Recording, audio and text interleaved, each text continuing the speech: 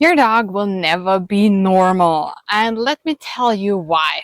If you have a fearful, reactive, aggressive dog because there's some kind of trauma, your dog might never act like the happy-go-lucky, easy-cheesy dog your neighbors got because they are just different. They are different personalities, they have different backgrounds, they have different experiences. And if you keep trying to make your dog into something they are not, you will never have success with training. Why? Because you can never tailor the training to your dog's individual needs and you will never see progress. So what does that mean? First of all, I do not want to crush your goals, right? Or your motivation to train. Neither. It's actually the opposite. Of course, you should have goals. Think about what you want with your dog. What do you want to achieve? And think about if that's realistic. So, if your dog is scared of the vacuum cleaner and you want to be able to vacuum the house while your dog is in the house too, that's a realistic goal, perhaps, right? If your dog has been beaten with a vacuum cleaner and there is some kind of horrible trauma, which is very, very rare, right? Then it might be tricky, but in most cases, it will be doable. If you want your dog to be completely fine on July 4th or New Year's Eve outside while fireworks are going off and cheering you on and things like that, that might not be realistic. So pick a goal that is actually achievable.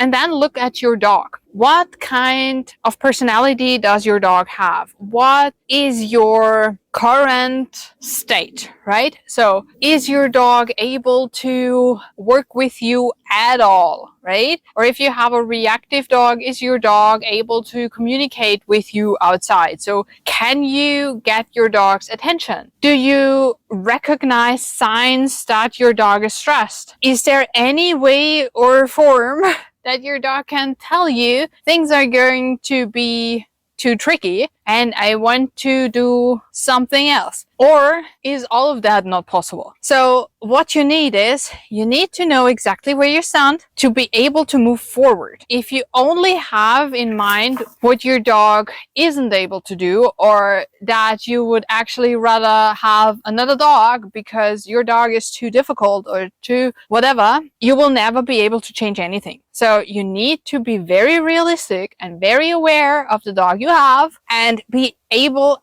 to open up to the dog that is in front of you. Now, when you have your current situation assessed, so you know where you are, you know where you want to go, that is the next step. So you need a goal, right? We touched on that already. That's realistic.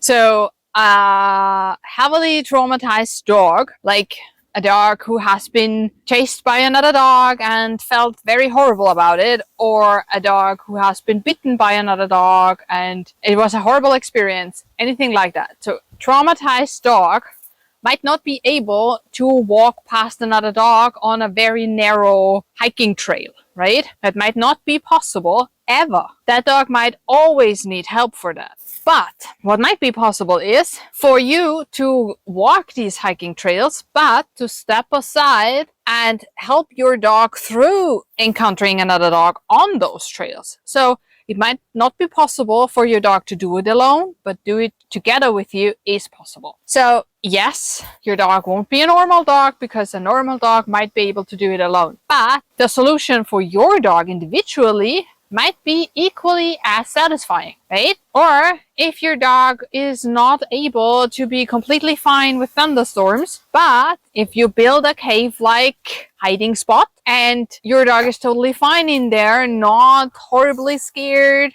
and you might need some kind of situational medication for those extreme thunderstorms, that might be the end solution.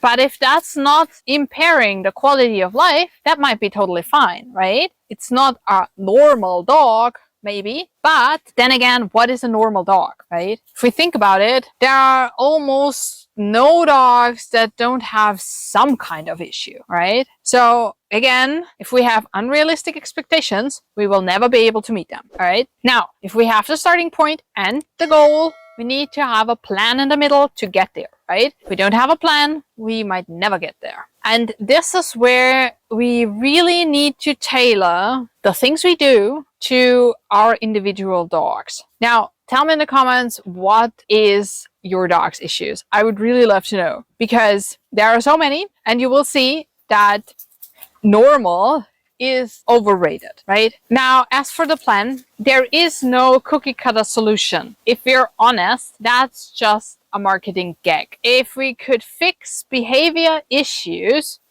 especially when it comes to trauma, fear, aggression, reactivity, things like that, with just snapping our fingers or just a sit or a down or a stay or whatever, this could be done by anyone, anytime, anywhere. It would be super easy. It's not the case. You need to know exactly what your dog needs in the situation, and overall, to feel a happy, fulfilled life, to be able to fix the issue. Now, if we take our reactivity example, if your dog goes crazy when they see a dog on the horizon, you might need to change the area you walk in first, because the expectation your dog has in your area is so intense that the reaction comes way too quickly to intervene any other way. So if you change environments, it becomes possible, right?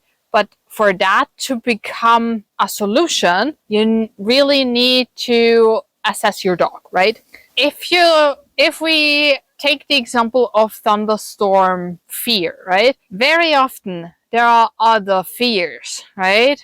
Or a general anxiety for those dogs, but not for every dog. So some dogs who are scared of thunderstorms are also scared of plastic bottles being crushed, or the wind rattling the windows, or whatever. So we need to find out what's included in this dog's fears to actually address it in the training. And we have to work up from the least horrible to the most horrible, so we can actually start training. That's why training is always very, very individual. And that's also why we specialists never just do, or shouldn't just do, one consultation where we come in with a solution, don't ask anything, and just put something on you. We ask you a lot of questions, and we look at a lot of different things that could be somehow related to your issue, right? So that we can work on it holistically, so it doesn't come back and your dog is gonna have the most quality of life, because that's what it's all about, right? We want to have a high quality of life with our dogs together, not just a normal dog.